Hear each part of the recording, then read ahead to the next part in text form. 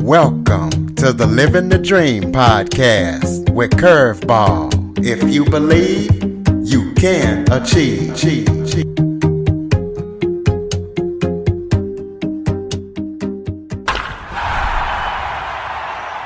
Welcome to the Living the Dream with Curveball podcast, a show where I interview guests that teach, motivate, and inspire.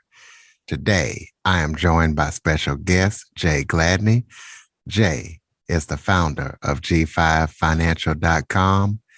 Jay specializes in helping challenged credit Americans obtain and qualify for low-interest mortgages in 120 days or less. So we're going to be talking all things credit in this episode. Jay, thank you so much for joining me today. Thanks for having me. Why don't you start off by giving everybody a little bit of background about yourself? Okay. Briefly, the way that I got into what I do now is I had started a business in 2012. So it was a group home for adults. It was going really well. I brought on a partner and we ended up having some disagreements. So it just so happened that I was married at this time, newly married, had a son on the way, and I ended up in court with this business. So I actually ended up losing this business to the person that I brought in. And a couple years after that, I ended up going through a divorce. So it's like everything was just going wrong for me, or so that I thought. My credit got trashed in the process of all that. I had a lot of things commingled. I didn't have it in the business name like I should have. So it was just a big learning lesson. In the midst of that, I found a credit repair company to try to help me out. They did what they could. And basically they told me, hey, we've done all we can. You need to go figure the rest out. So I just started studying credit repair laws. It's called the FCRA. And I ended up going to an event in Orlando, Florida, which is like the credit repair capital. Which I didn't know at that time. And I just met a lot of people who were professionals. They owned 6, 7, and 8-figure companies repairing credit. So I'm just like, wow. And finally, I got back on my feet credit wise. I ended up cleaning my situation up, getting back into the 700s. I'm really open about that. And people were like, how did you do it? So I started helping other people. And here we are. I have my own company. Helping people every day with their credit in the same type of situation that I was in. Why don't you kind of hit some highlights on those credit repair laws? Because I interviewed somebody before and didn't know a lot of that stuff existed. So kind of hit some highlights, or at least the main stuff that people might need to know that they might not realize when it comes to credit repair. Okay. Well, one thing you should know is that two things that people probably don't know is that everything on your report, there are over 300 data points that data furnishers have to adhere to. There are laws around how everything is reported. So something can be on your report. It can be a collection. It could be a late payment. It can be a charge off. You can owe that. But if it's not reported properly, then you have the right to dispute that. So when you dispute that, if you say, hey, this is not reporting properly, you have rules that you have to abide by because of the FCRA. And if you're not abiding by that, then you have to remove this. So you still owe that debt, but that debt won't show up on your credit report. So it won't stop you from obtaining credit in most places. Another thing is that credit works like this. It's really simple. This is the way that I explain it to people. It's just data. So every payment experience is either positive or negative. So a lot of people are caught up with their score. And what I see is a lot of people, you can have a 740 credit score and still get denied for a loan or a credit card.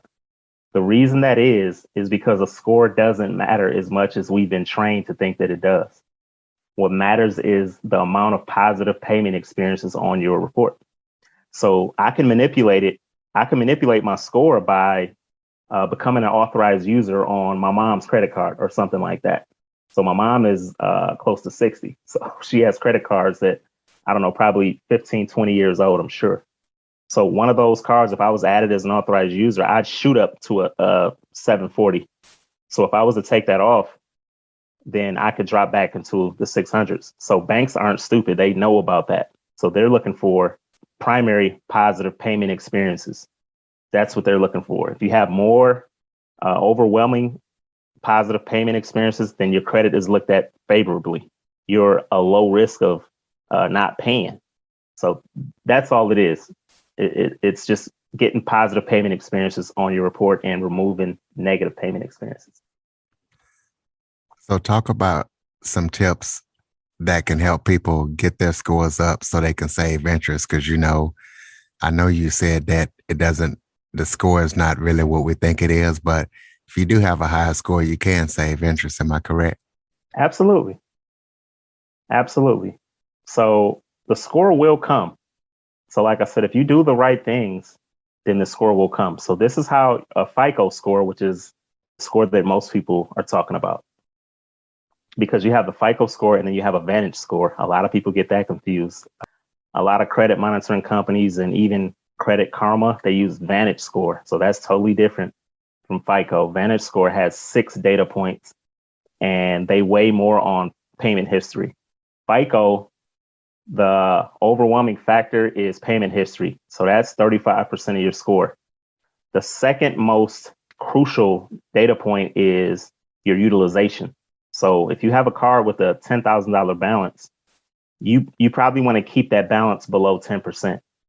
Because if you have a card with $10,000 on it and you keep it at 8,000, 9,000, then it what it says is that you're stressed financially. So if you keep it under 10% or less, in between like 1 to 9%, then it's saying that, hey, like I'm not pressed for money, so I can handle credit. And so lenders look at that more favorably. So those are the main things. It's payment history, and then it's utilization of whatever credit you do have. You don't want to overdo it. So just because you have credit, don't overextend it. What advice and tips can you give first-time home buyers, and tell us how you go about helping credit challenged Americans get mortgage at a low interest in 120 days or less? Okay.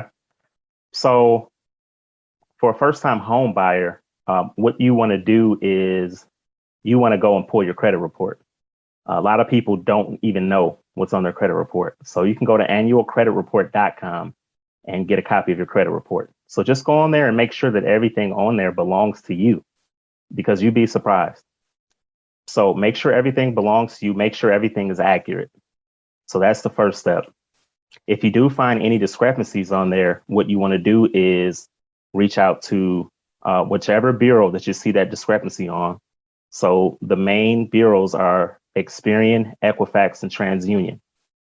So if you see a discrepancy with any one of those, you can go ahead and write a letter and say, hey, and it can be in layman's language. It doesn't have to be in legalese. You can just say, hey, this, what I'm seeing on my credit report, this is not mine, or this is not accurate. I have proof that I paid this. Here's a receipt.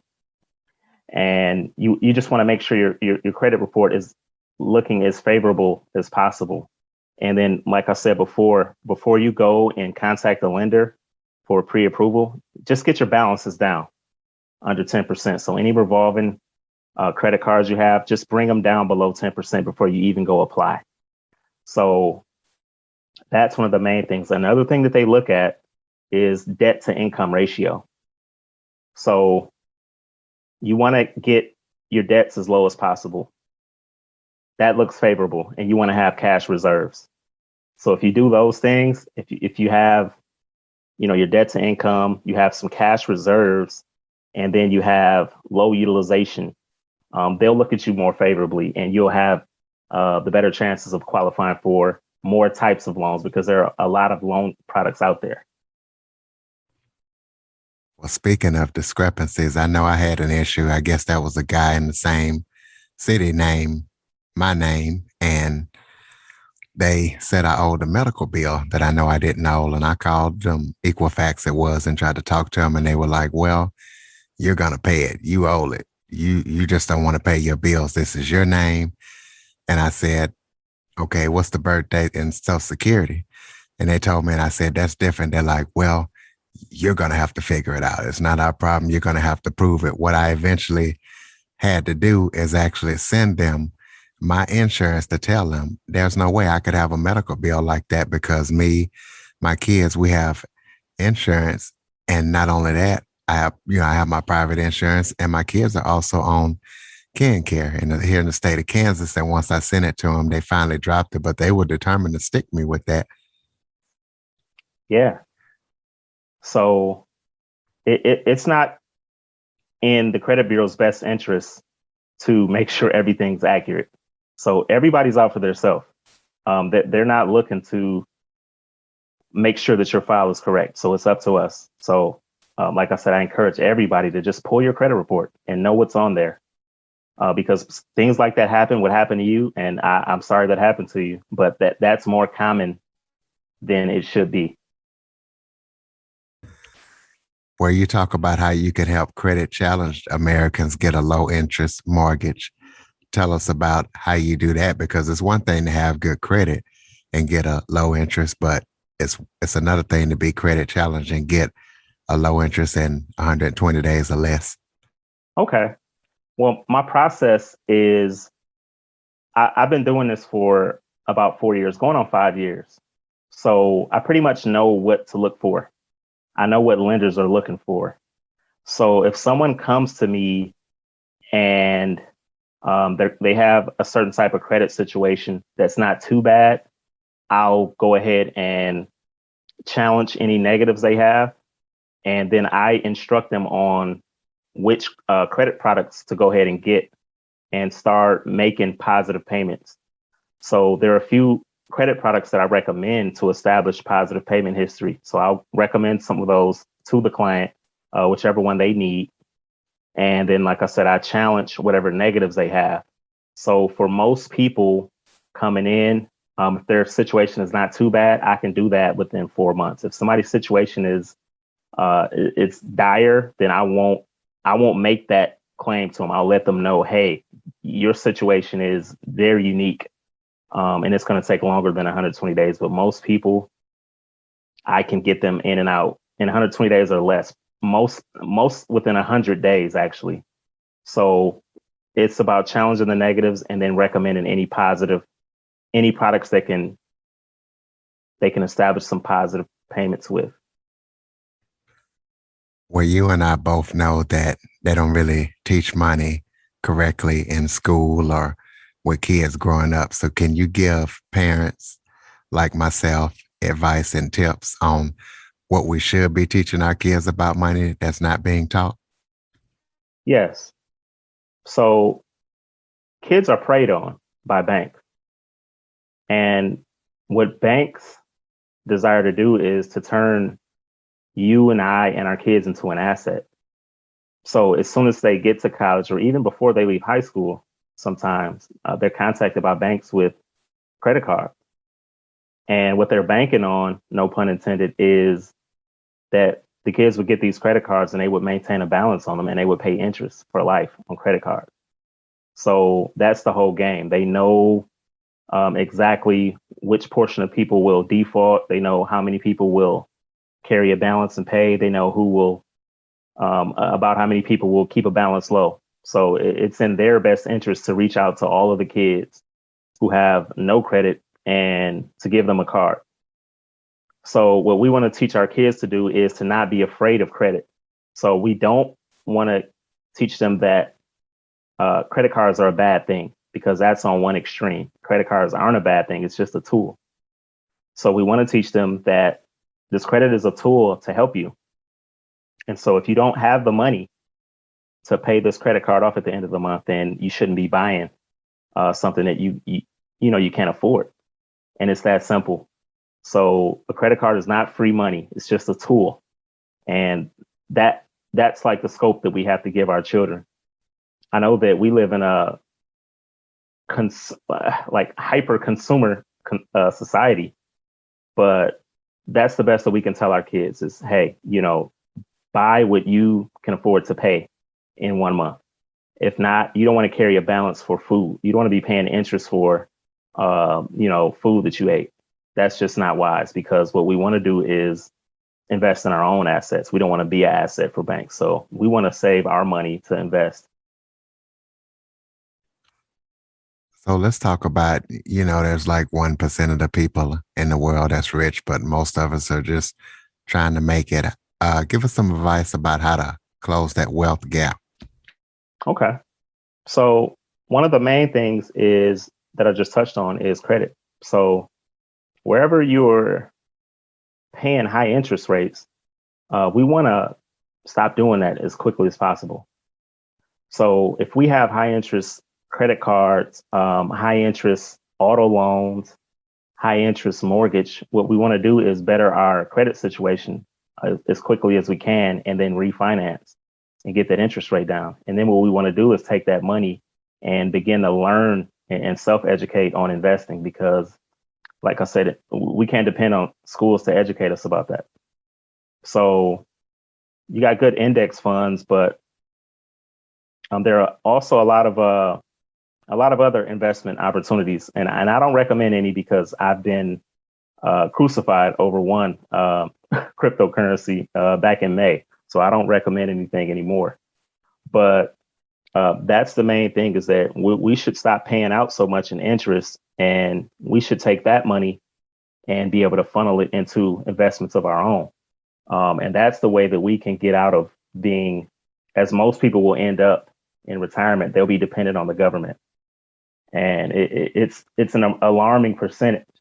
So we want to put ourselves in a position to where we can live off of money that we've invested wisely. And the younger you get started, the better. Well, let's talk about business finance. Let's talk about the differences between personal and business finance and give some great tips that you've been given for personal finance with business finance. Okay. So this was one thing I had to learn is that you should, if you have a business, that you should have a business credit card. And the reason you want to do that is because a business credit card is treated differently. So I just preached to everybody about having low utilization on personal credit cards. Well, for business credit cards, that doesn't apply. So if you have a business credit card and it has a $10,000 balance, you can keep a $8,000 balance on there and it won't affect you negatively. Why? Because they know you're running a business. So a business is like a cheat code or a hack in America because they're taxed favorably by the government. And then also, like I said, with the credit system, it's different. So you can carry high balances and you can take risks and not be penalized like with your personal credit. So that's the advantage of having business credit. So what's a good score you would say for personal credit and what's a good score for business credit that a person needs to strive to have? Okay. So for personal credit, what you want to do is you'd want your score to be around 720 to 740. 850 is the highest it can go, but that's more like vanity. You don't really get a lower interest rate that it wouldn't even be meaningful. If you have a 720, 730, 740, that's pretty much prime. That's pretty much the best you're going to get. With business credit, your paydex score, you want to have it about an 80. So an 80 means that you make on-time payments all the time. 100 is the highest score for business credit score. That means you pay ahead of time.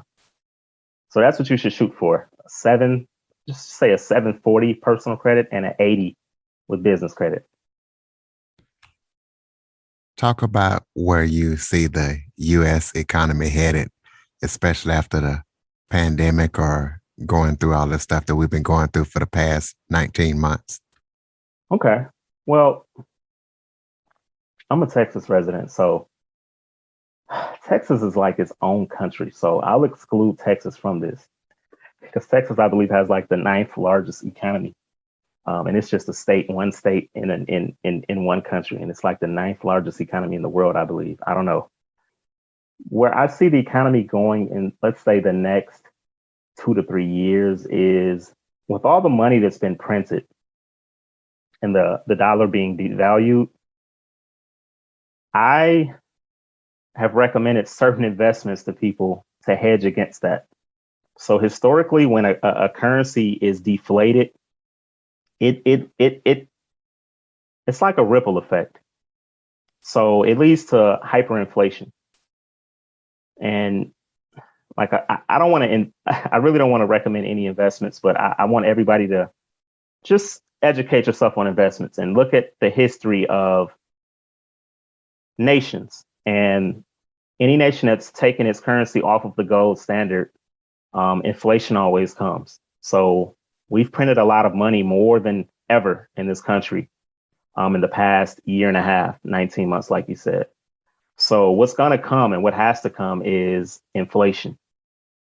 And so what that means is that basically the dollar is trash. So I was taught to save money, but I just don't agree with that because money is it's becoming worthless. So if you can take money or the dollar and convert that into other things, that would be the best thing to do right now. Because the people who aren't doing that are gonna be on one side of the wealth gap. And my goal is to close the wealth gap and to educate people on how to use credit and how to invest. But there are some people who, for whatever reason, won't do that. So they're going to be on one extreme of this wealth gap, and then there's going to be the people on the other extreme. So there's only going to be the haves and the have-nots eventually. That's what's going to happen in this country. That's what I believe firmly. So I understand that you don't want to make one specific investment recommendation, but can you give people who might not know about investments but wants to look into it, like Investment for Dummies, can you give at least some websites or some resources where they can start checking into investments and making their own decisions? Sure. One book that I can recommend is Poor Charlie's Almanac, and that's by Charlie Munger. And that's like Warren Buffett's protege. So that's what I'll recommend to everybody. Poor Charlie's Almanac.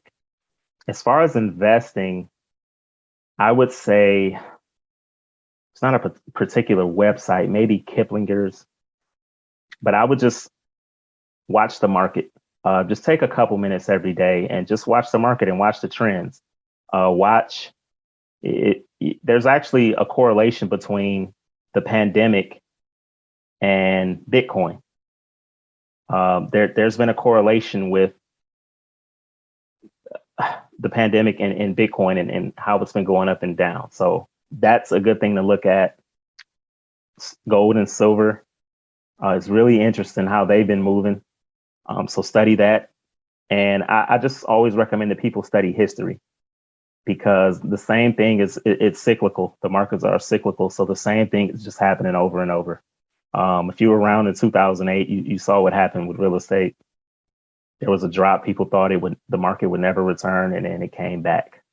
So a lot of things are repeating again. And in times like this, when a lot of people are fearful, it's really a good time to buy.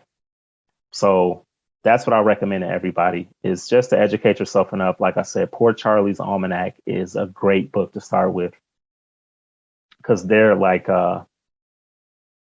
as far as investors go, they're some of the best. Charlie Munger and Warren Buffett. So that's a great place to start.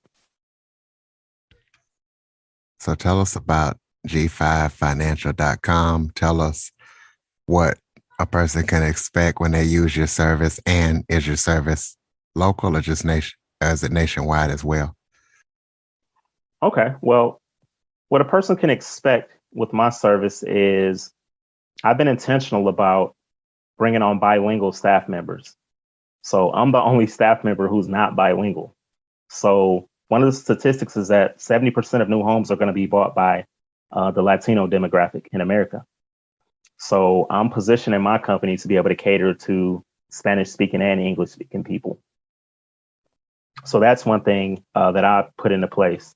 Another thing is that a lot of people who pay credit repair companies, the number one complaint that they had is they didn't know what was going on while the process was happening. So I have a lot of touch points as far as communication. So I have automation that I've invested in.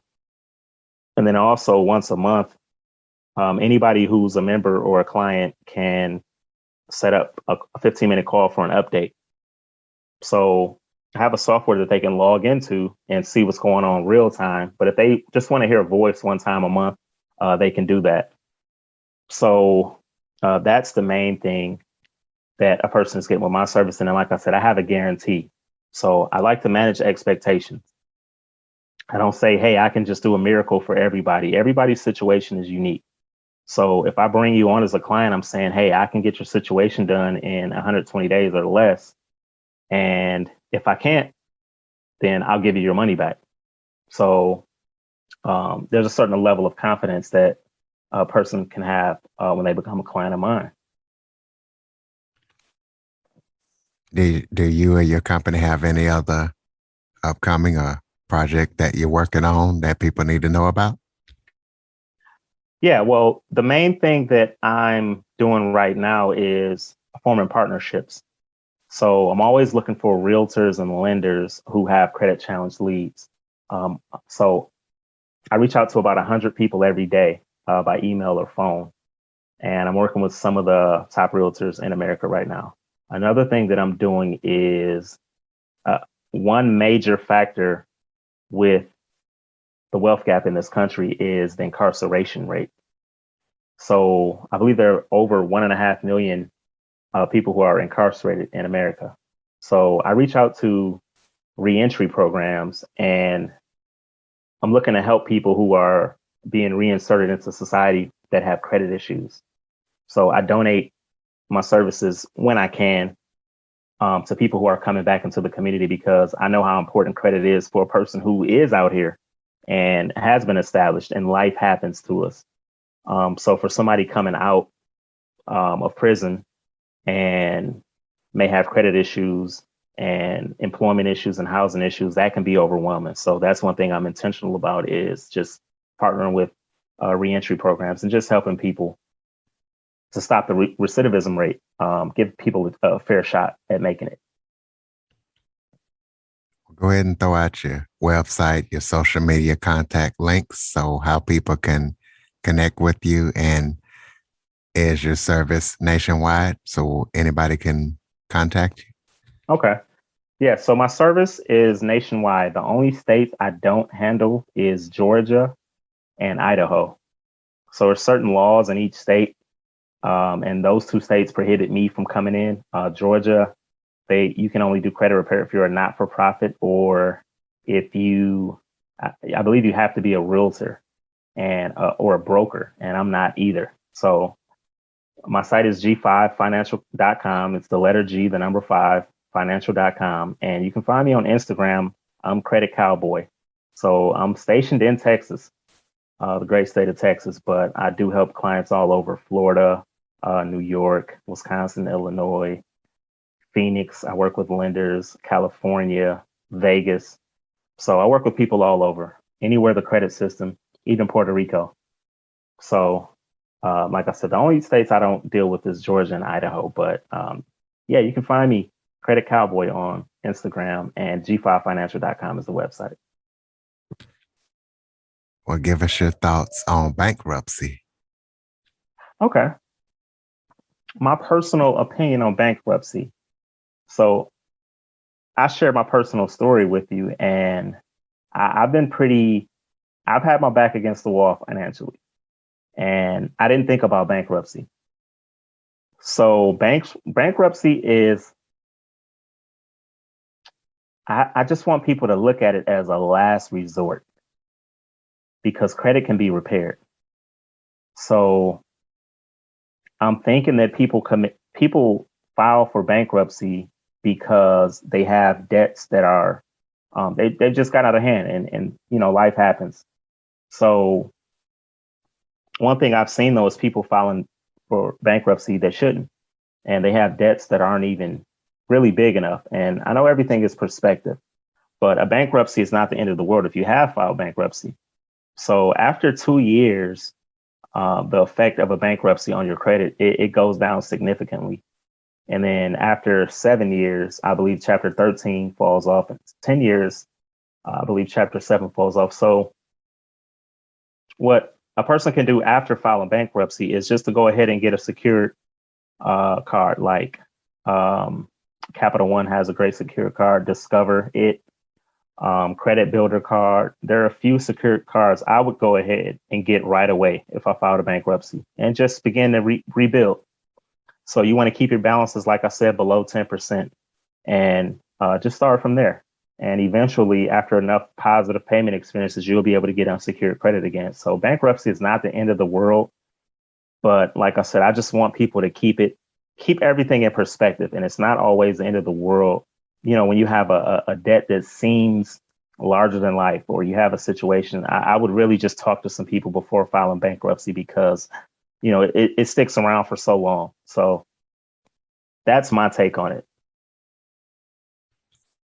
Got any final thoughts before we close it out? Yeah, I just want to encourage everybody to just to understand that credit is the most powerful tool available to adults in America. So we want to guard that. We want to guard that tool. And we want to make sure that we nurture it and take care of it because leverage is what can get us ahead. So most of us have families. I have a 7-year-old son. And so I can remember, like I said in my book, you know, having a job and not being able to have a decent vehicle, or having a job and not being able to have a decent place to stay. And it was all due to credit. So your life will get better as your credit gets better, generally. So I just want to encourage people to get a hold on finances and not let it be taboo if you grew up in a home and credit wasn't talked about, just to talk about it and to learn about it, and make it normal, you know, to talk about. So yeah, check out my book, The Money Book. It's on Amazon. It's only $9.99, and it gives a lot of insight, and I share my personal story. I'm an open book. So yeah, I forgot to talk about that book. Tell us about the book real quick and tell us what it's about. And you said it was on Amazon. Yeah. So it's called The Money Book. So some people are in situations where they can't afford my services. So I got a book out there and I give you most of my method, and it's $9.99. And it's on Amazon. It's called The Money Book, A Brief Guide to Building Personal and Business Credit in Any Economy. And it just breaks down my own story. So you'll see that I'm qualified to talk about what I'm talking about first, because I've been in a situation that's pretty extreme. Most people probably won't have to be in a situation as extreme as me. So like I said, I lost a business and I didn't have a source of income for a certain amount of time.